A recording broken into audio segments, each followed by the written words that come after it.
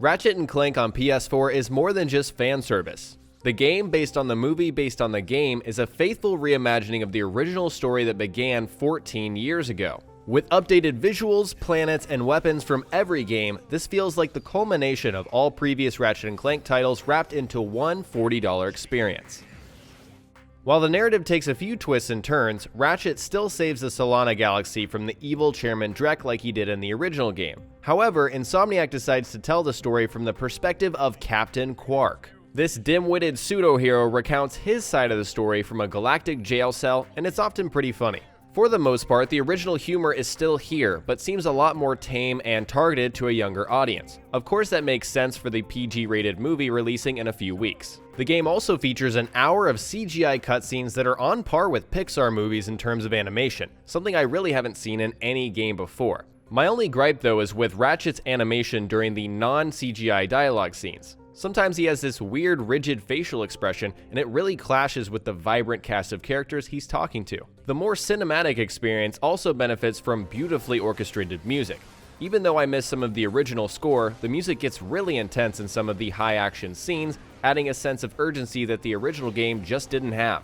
The story also gives airtime to a few new characters, but really never fleshes them out. As a result, the focus is less on the relationship of Ratchet and Clank and more on Ratchet's journey as a galactic ranger. While the narrative has subtle changes along the way, the ending is completely different than the original game. I couldn't tell if the change was made for the movie or to set the stage for more Ratchet games on PS4, but I'm hoping it's for the latter. Either way, it makes perfect sense, and I welcome the change as a fan of the series.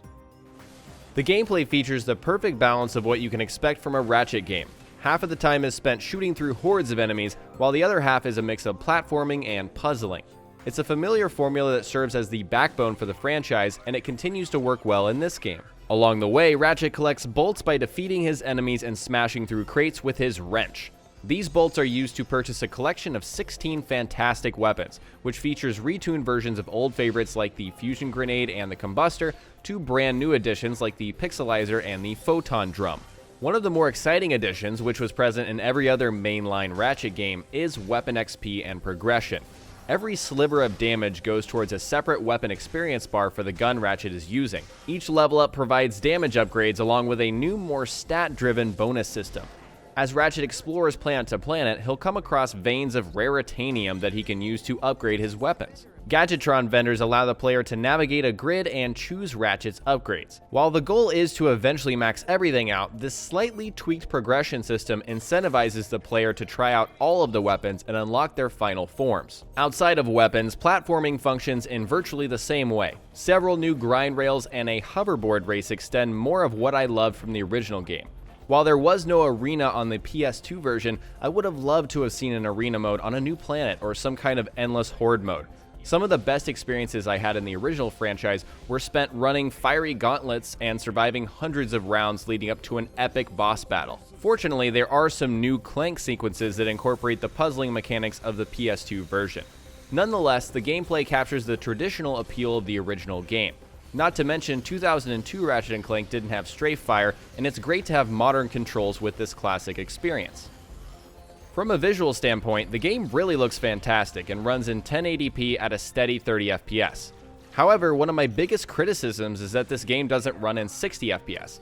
It kind of blows my mind considering Ratchet & Clank Future: A Crack in Time ran at 60 FPS on the PS3 back in 2009. And that game was considered to be graphically impressive for its time. While Ratchet & Clank for the PS4 does have great particle effects, especially with the new Pixelizer gun, and overall stunning visuals, I just don't understand why the game doesn't run in 60 frames. I dug up an article from 2009 where Insomniac said that A Crack in Time would be their last 60 FPS game because graphics seem to matter more to consumers than frame rate. There's definitely a time and place for this discussion, and it's not here, but I really would have appreciated another 60 FPS Ratchet & Clank game, even if it came at the price of visual fidelity. Regardless, the mechanical steampunk art style of the Ratchet franchise shines through in all elements of the game.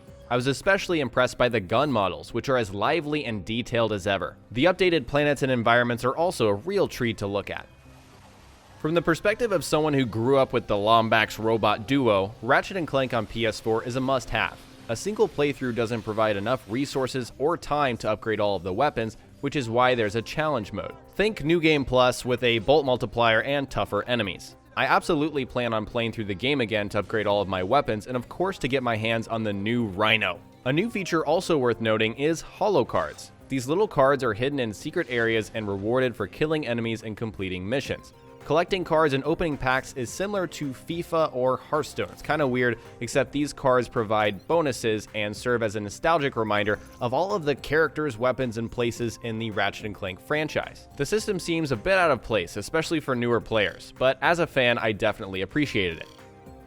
Speaking of which, this is also a welcome entry point into the franchise for new players. Since it's a reimagining of the original story, there's no need to worry about hopping in during the middle of the series. In fact, this is without a doubt the definitive superior version of the original Ratchet & Clank story. My first playthrough clocked in at just over 9 hours, which is about what one can expect from a $40 US purchase.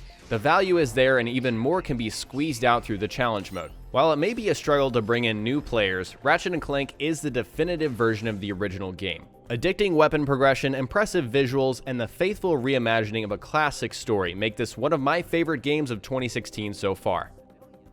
If you enjoyed my review, don't forget to like the video. Hope you all enjoyed, and I will talk to you next time.